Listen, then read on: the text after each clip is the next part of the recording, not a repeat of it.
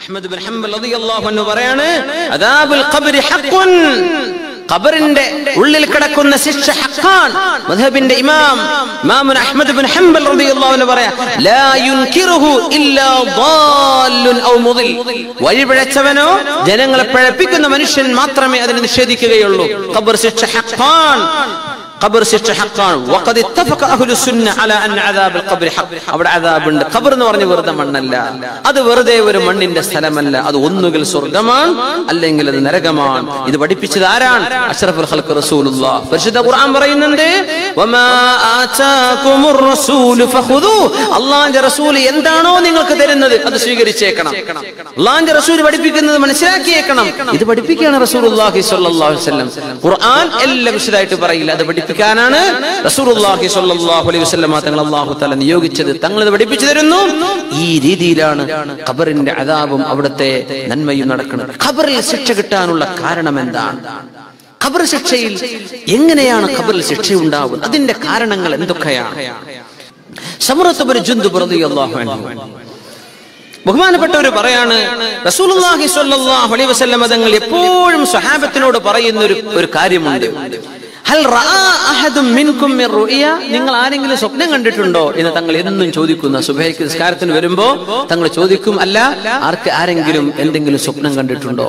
സ്വഹാബത്താണ്, മഹാന്മാരായ ആളുകളാണ്. ആ സ്വപ്നത്തിന് അർത്ഥം ഉണ്ടാവും. ആരെങ്കിലും കണ്ടിട്ടുണ്ടോ? അപ്പൊ ചിലർ അവരുടെ സ്വപ്നം പറയും, തങ്ങൾ അതിന് വ്യാഖ്യാനം പറഞ്ഞു കൊടുക്കും. അങ്ങനെ ഇരിക്കെ റസൂലുള്ളാഹി സ്വല്ലല്ലാഹു അലൈഹി വസല്ലം തങ്ങൾ ഒരു ദിവസം ഞങ്ങളോട് പറഞ്ഞു, എനിക്കൊരു സ്വപ്ന ദർശനം ഉണ്ടായി.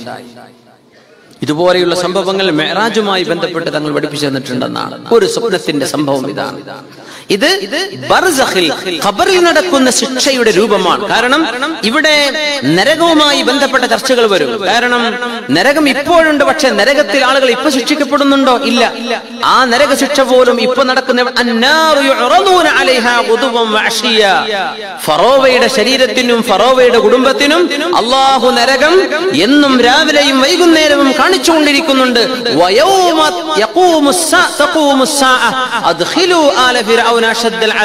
ഖിയാമത്ത് നാൾ വരുമ്പോ അല്ലാഹു പറയും, ഫിർഔനും കൂട്ടരും കഠിനമായ ശിക്ഷയിലേക്ക് കടത്തിയേക്കണം എന്ന് അല്ലാഹു തആല പറയും.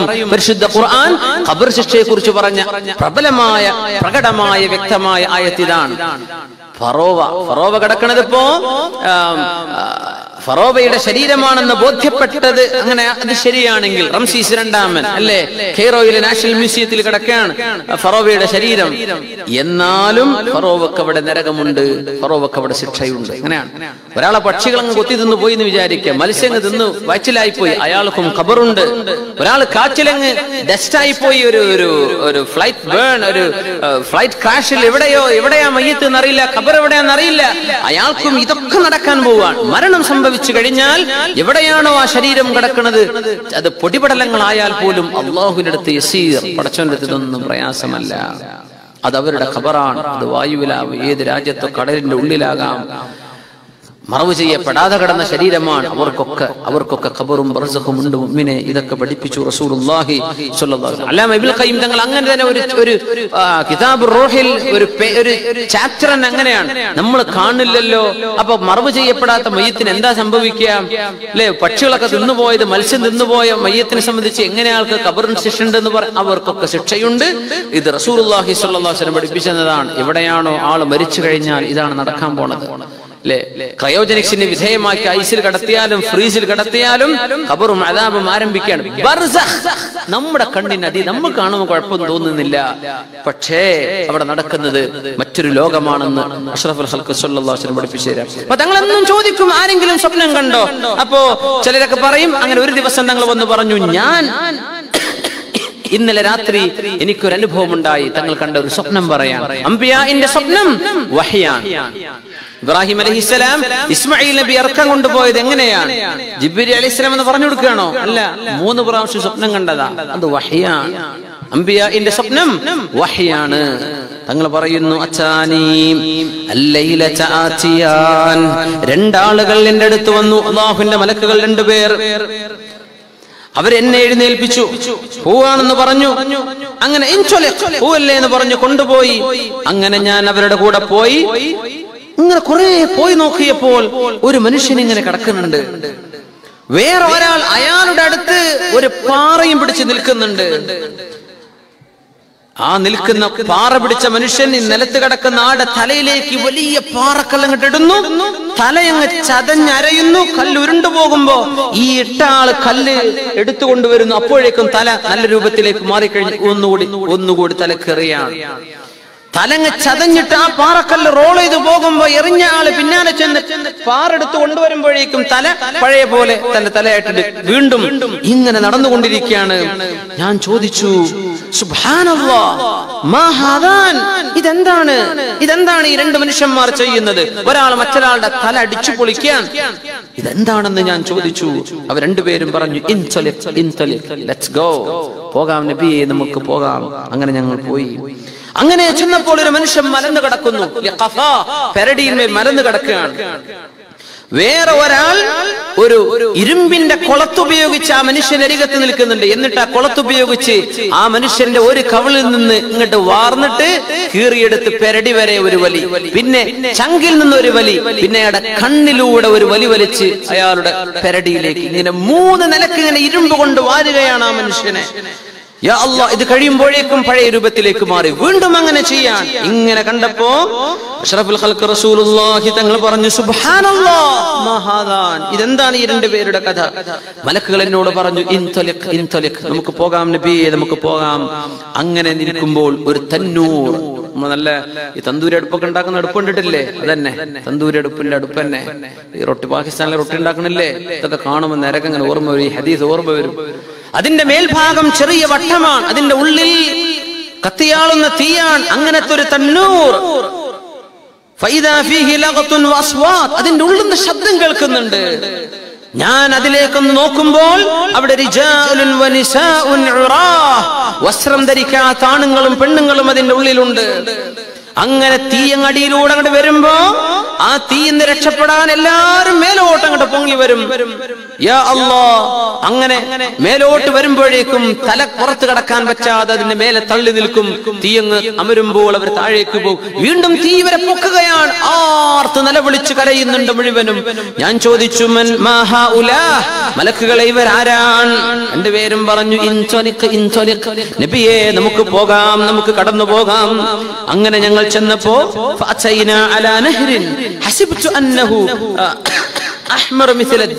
രക്തത്തിന്റെ നിറം പോലെ ചമന്ന ഒരു പുഴയുണ്ട് അവിടെ.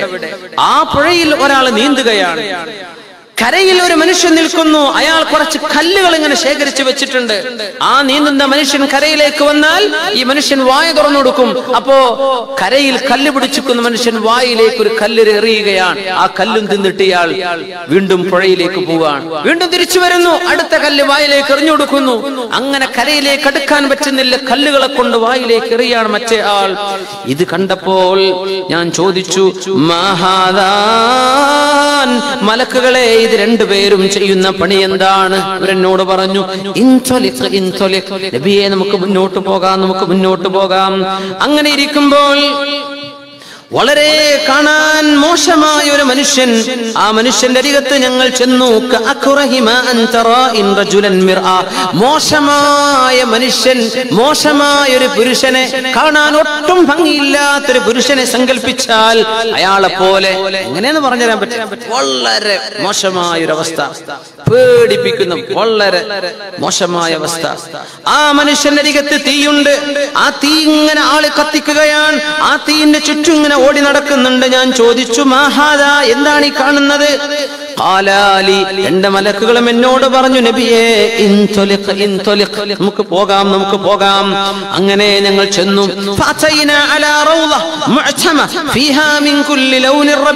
വളരെ മനോഹരമായ നിറവർണ്ണങ്ങളുള്ള വർണ്ണശബളമായ മനോഹരമായ ഒരു പൂന്തോപ്പിലേക്ക് ഞങ്ങൾ എത്തിപ്പെട്ടു.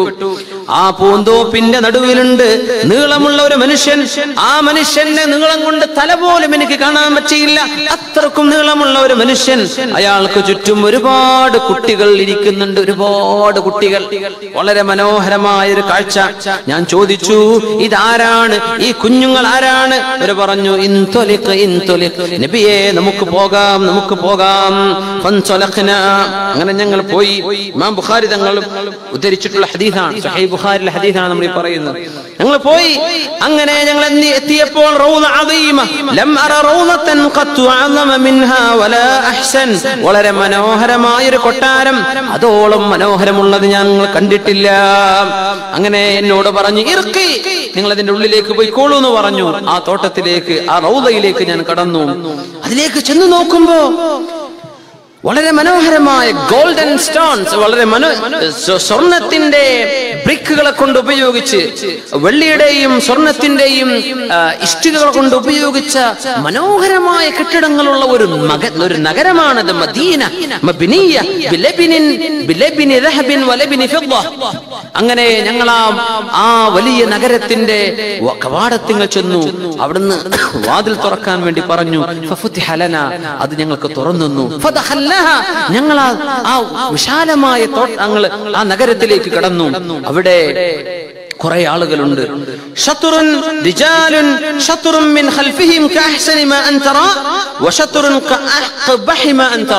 ചില ആളുകൾ, ഒരു ഭാഗം വളരെ മനോഹരമാണ് മുഖത്തിന്റെ, മറ്റേ ഭാഗം വളരെ മോശമാണ്.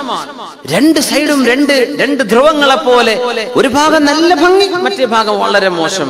ഞാൻ ചോദിച്ചു, ആ നേരത്ത് അവരോട് പറയപ്പെടുന്നു, ആ പുഴയിൽ പോയിട്ട് കുളിച്ചിട്ട് വരൂ എന്ന് ആരോ ഇവരോട് പറഞ്ഞു. ഈ ഒരു ഭാഗം സുന്ദരന്മാരും മറുഭാഗം സൗന്ദര്യമില്ലാത്തവരുമായി ആളുകൾ ആ പുഴയിൽ പോയി കുളിച്ചു. ഒരു ഒഴുകുന്ന നദി ഞങ്ങൾ അവിടെ കണ്ടു. വളരെ ശുദ്ധ വെളുത്ത നിറമുള്ള വെള്ളമാണത്. അവരതിൽ കുളിച്ചു വന്നപ്പോൾ അവരുടെ എല്ലാ മുഖത്തെ മോശത്തരങ്ങളും പോയിരിക്കുകയാണ്. അവർ ഏറ്റവും മനോഹരമായ രൂപത്തിലാണ്. രണ്ടുപേരും എന്നോട് പറഞ്ഞു, ഹാദിഹി ജന്നത്തു അദ്ൻ, ഇത് ജന്നത്തു അദ്നാൻ, ഇതാണ് ജന്നത്തു അദ്ൻ. വഹാദാ കമൻസിലുക്, അക്കാണുന്നതാണ് നബിയെ അങ്ങയുടെ വീട്. ഞാൻ എന്റെ കണ്ണ് മേലോട്ട് അങ്ങ് ധാരാളമായി ഉയർത്തി. മനോഹരമായ മേഘം പോലെ, മനോഹരമായ മേഘം കൊണ്ടുണ്ടാക്കിയ പോലെ ഒരു വെളുത്ത കൊട്ടാരം ഞാൻ അവിടെ കണ്ടു. അവരെന്നോട് പറഞ്ഞു, അക്കാണുന്ന വെളുത്ത കൊട്ടാരമാണ് അങ്ങയുടേത്. അവരോട് ചോദിച്ചു, ബറക്കല്ലാഹു ഫീകുമാ ദറാനി, ഞാൻ അവിടെ പോയി താമസിച്ചോട്ടെ എന്ന്. ഞാൻ അവിടെ പോയി കടക്കട്ടെ എന്റെ കൊട്ടാരത്തിലേക്ക് എന്ന് ഞാൻ ചോദിച്ചു. റസൂലുള്ളാഹി സ്വല്ലല്ലാഹു അലൈഹി വസല്ലം പറയാണ്, അവര് പറഞ്ഞു, അമ്മൽ ആന ഫല, ഇപ്പോൾ നേരമായിട്ടില്ല നബിയെ, കടക്കാൻ നേരമായിട്ടില്ല. വഅൻത ദാഖിലു, നിങ്ങൾ ഇങ്ങോട്ട് വരാനിരിക്കുന്നവരാണ്. ഞാൻ ചോദിച്ചു, ഖുൽതു ലഹുമാ فإني قد رأيت منذ الليلة عجبا, ഈ രാത്രി ഞാൻ അത്ഭുതങ്ങളാണ് കണ്ടത്. فما هذا الذي رأيت, ഞാൻ ഈ കണ്ടതൊക്കെ എന്താണ്? അന്നേരം മലാഖമാർ അല്ലാഹുവിന്റെ ഹബീബിനെ വിവരിച്ചു കൊടുക്കുകയാണ് സ്വല്ലല്ലാഹു അലൈഹി വസല്ലം. അമ്മാ ഇന്നാ സനുഖ്ബിറുക്, അതൊക്കെ ഞങ്ങൾ പറഞ്ഞു തരാം നബിയേ. നിങ്ങൾ ആദ്യം കണ്ടില്ലേ വരാൻ, അയാളുടെ തല അടിച്ചു പൊളിക്കുകയാണ് മറ്റൊരാൾ. ഒരു പാറക്കല്ല് ഇയാളുടെ തലയിലേക്ക് ഇടുന്നു, തല അങ്ങ് ചതയുന്നു, പാറക്കല്ല് ഉരുളുന്നു, അത് എടുത്തുകൊണ്ടുവരാൻ വേണ്ടി പോകും. അപ്പോഴേക്കും ഈ ചതഞ്ഞ തല പൂർവ്വസ്ഥിതിയിലേക്ക് മാറുന്നു. വീണ്ടും അങ്ങനെ അതിനെ ചതച്ചരക്കുകയാണ്. ആ മനുഷ്യൻ ഖുർആൻ എടുത്ത ആളാണ്, ഖുർആൻ മനസ്സിലാക്കിയ ആളാണ്. പക്ഷേ ഖുർആനിൽ പറഞ്ഞ നന്മകളൊന്നും ഇയാൾ എടുക്കൂല, അതൊക്കെ തള്ളിക്കളഞ്ഞ ആളാണ്. ഫർളായ നിസ്കാരം നിർവഹിക്കാതെ കിടന്നുറങ്ങുന്ന ആളാണ് ഇയാൾ. അയാളുടെ തല അല്ലാഹു തആല ശിക്ഷിക്കുന്ന രീതിയാണ് അങ്ങ് കണ്ടത് നബിയേ. അല്ലാഹു കാത്തുരക്ഷിക്കുമാറാകട്ടെ. ഫർളായ നിസ്കാരം നിർവഹിക്കാതെ ഉറങ്ങുന്ന ആളുകൾക്ക് അല്ലാഹു നൽകുന്ന ശിക്ഷയാണ്. അല്ലാഹു കാത്തുരക്ഷിക്കുമാറാകട്ടെ.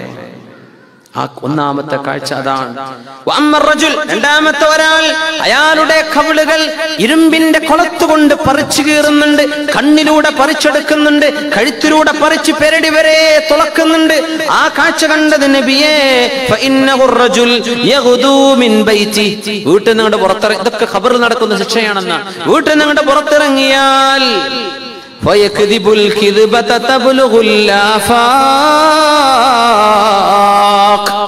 ഇത് അത്ഭുതകരമായ ഹദീസാണ്, അത്ഭുതകരമായ ഹദീസാണിത്. ഇന്നത്തെ കാലത്ത് നമുക്ക് മനസ്സിലാക്കാൻ.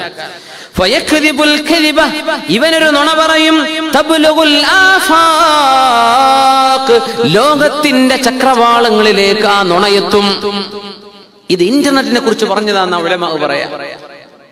ഇന്റർനെറ്റിനെ കുറിച്ച് പറഞ്ഞ നുണ പറഞ്ഞ് തോന്നിവാസങ്ങൾ, വേണ്ടാത്തത്, ആളുകളെ സംബന്ധിച്ചുള്ള ആക്ഷേപങ്ങൾ, വ്യക്തിഹത്യകൾ, തോന്നിവാസങ്ങൾ, വേണ്ടാത്തത്, കാണാൻ പറ്റാത്തത്, എന്തെല്ലാം ശറഇൽ പാടില്ലയോ അത്തരം കാര്യങ്ങൾ ഒരു ദിവസം ചെന്ന് അവൻ തയ്യാറാക്കി അന്നത്തെ സമയം കൊണ്ട് തബ്ലുഗുൽ ആഫാഖ്, ലോകത്തിന്റെ ചക്രവാളങ്ങളിലേക്ക് ഇത് എത്തുകയാണ്. ഒന്ന് അപ്ലോഡ് ചെയ്യുമ്പോഴേക്കും ലോകത്തിന്റെ എല്ലാ ഭാഗത്തും എത്തി.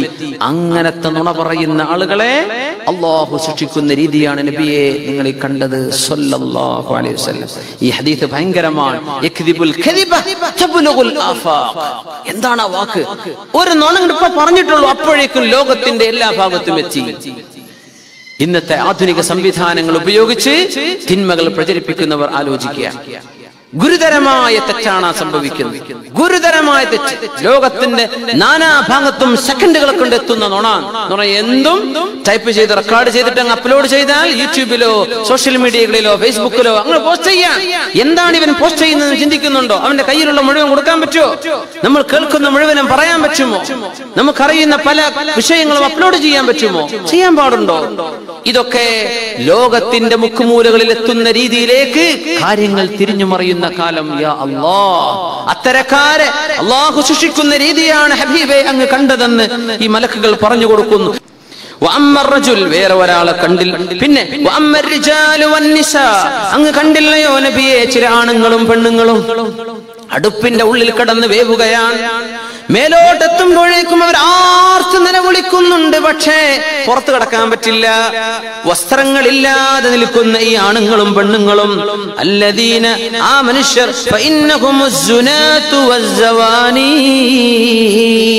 നിക്കാഹ് ചെയ്ത്, പെണ്ണിനെ നിക്കാഹ് ചെയ്ത് ഭാര്യയുമായി ബന്ധപ്പെടേണ്ടതിന് പകരം വ്യഭിചാരം ചെയ്തിരുന്ന ആണുങ്ങളും പെണ്ണുങ്ങളുമാണിവർ. അള്ളാഹു പുറത്തു കൊടുക്കാത്തവർ, അള്ളാഹുവിനോട് തൗബ ചെയ്ത് മടങ്ങാത്തവർ, അത്തരം വ്യഭിചാരികളെ അള്ളാഹു സൃഷ്ടിക്കുന്ന ഒരു ശിക്ഷയുടെ രീതിയാണ് ഹബീബേ നിങ്ങൾ കണ്ടതെന്ന് അള്ളാഹുവിന്റെ മാലാഖമാർ പറയുന്നു. ഇതൊക്കെ ഖബറിൽ നടക്കാൻ പോകുന്ന ശിക്ഷയാണെന്നാണ്.